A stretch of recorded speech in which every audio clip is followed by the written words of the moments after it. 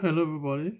This is Jonas Jinken. I am a graduate student at Grand Canyon University. My course is penetration testing and risk management. Today, we'll be talking about root access and getting system access. So, root access is generally through privilege escalation, especially if the organization doesn't give the user that the access or the root access and they sought to gain it on their own. This will probably be through privilege escalation. And attackers generally use privilege escalation to gain unauthorized access to the system. Privilege escalation by itself is a technique whereby attackers gain unauthorized access to systems uh, within the system's security parameters. Attackers start by finding weaknesses within the system. They try to see where they can get loopholes, either through weak passwords or social engineering techniques, in order to lure users into divulging security or information or private information for them to use to gain access. And so once they are able to get a target and get into the system, they escalate privileges that they move either laterally or horizontally. Horizontal privilege escalation is where an attacker expands their privileges in taking over another account and misusing the legitimate privileges that were granted. So in this case, the attacker has access to the system, but actually, moves to a higher level by gaining more access within the system. Vertical privilege escalation is when an attacker attempts to gain more permissions. They try to gain more permissions or access within an existing account. This will make them gain more advantages to exploiting the system. An example of privilege escalation is where an attacker takes over a regular user account within within the system and attempts to gain administrative access. They'll try to gain administrative access so that they can do whatever thing they are able to do within the system. Once, because the root access, which is another way of calling privilege access or administrative access, gives them prerogatives or more rights in order for them to exploit systems and launch whatsoever type of attacks that they can launch. Now, how is root access gained? Let's look at certain methods through which attackers can gain root access. We earlier said that root access can be gained legitimately if the organization actually, if the administrator actually gives a particular user root access to perform certain administrative tasks. But if it's not given, and that the user or the unauthorized persons wants to gain that access, it is through privilege escalation. And gaining root access in this case without permission will be through privilege escalation. And one of the techniques that attackers use in gaining root access is through credential exploitation.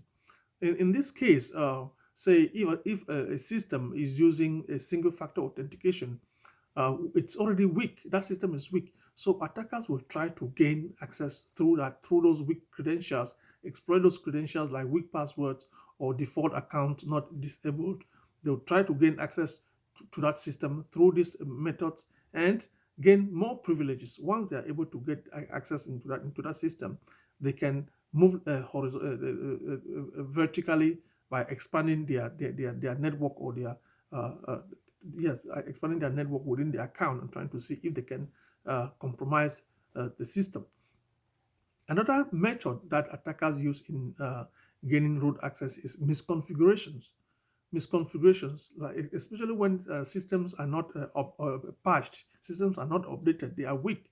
So these security misconfigurations will allow attackers to gain privilege escalation, which is very common.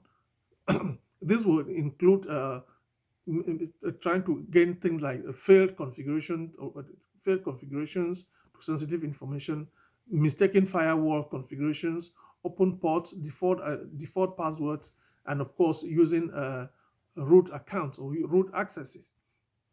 And they can equally use backdoors in order to gain this access within the system.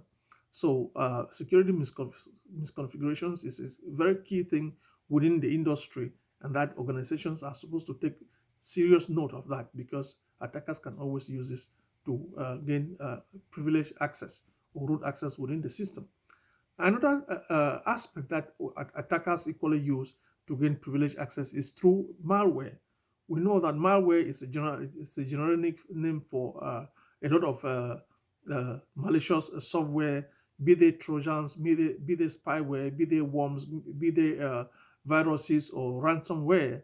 They are all it's all called malware, and so attackers will always use this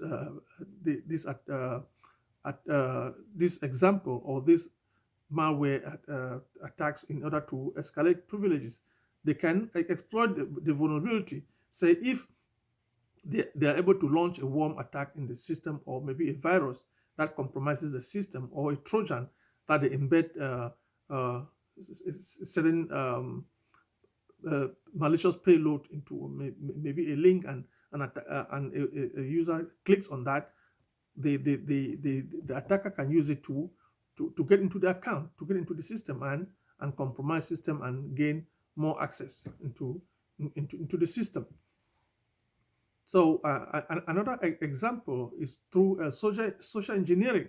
Social engineering itself is not is not a cyber attack, but it's um, it's a manipulation. It's a manipulation of regular users by attackers in order for regular users to divulge sensitive information for them to use and escalate privileges, or for them to use and gain access to the system.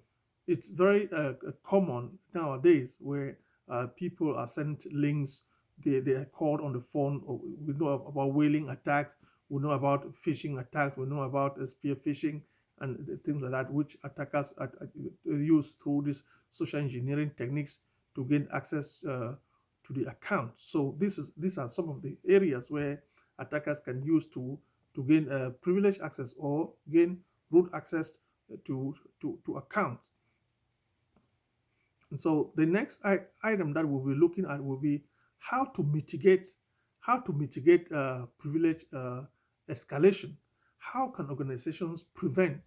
What mechanisms can organizations put in place in order to mitigate privilege escalation?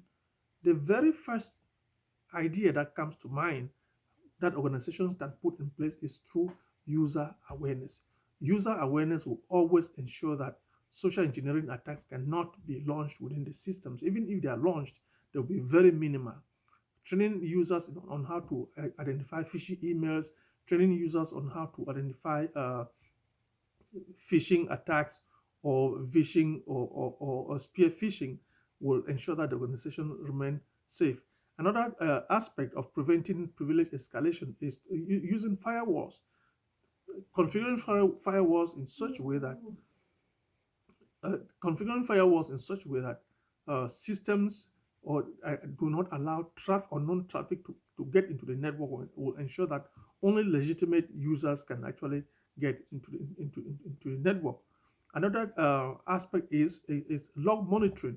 The organization is supposed to print user logs in order to audit them, to detect either if they are unusual traffic getting into the network. This will give an idea that maybe there are attackers on within the network trying to gain access. Another aspect will be to implement multi-factor authentication. Multi-factor authentication using a username, a password, and maybe a token in order to for users to get access to the system. We know that using only passwords alone is not sufficient to prevent attacks. So in order to prevent privilege escalation, organizations are supposed to use multi-factor authentication, where they use tokens in order or yes, or they use tokens in order to give access to the systems. Securing database and sanitizing user input is equally another key aspect of preventing privilege escalation. Databases are attractive targets to criminals, to attackers. So, in order to prevent privilege escalation, it's good that organizations sanitize user input in such a way that, like, in such a way that if there was an attacker that or that has installed a software or a keylogger within the computer system, it should not be able to detect credentials that are being entered in it. With one successful attack, such as a SQL injection, or criminals can gain sensitive information uh, to the network. So, using sanitizing inputs using keyloggers will help the organization prevent this or all this privilege escalation. Another thing to do is to carry out regular vulnerability scanning. Scanning the system will actually detect a lot of vulnerabilities, such as misconfigurations, default accounts, weak passwords, uh, on patched services. This will help the organization ensure that they mitigate that they mitigate uh, privilege escalation.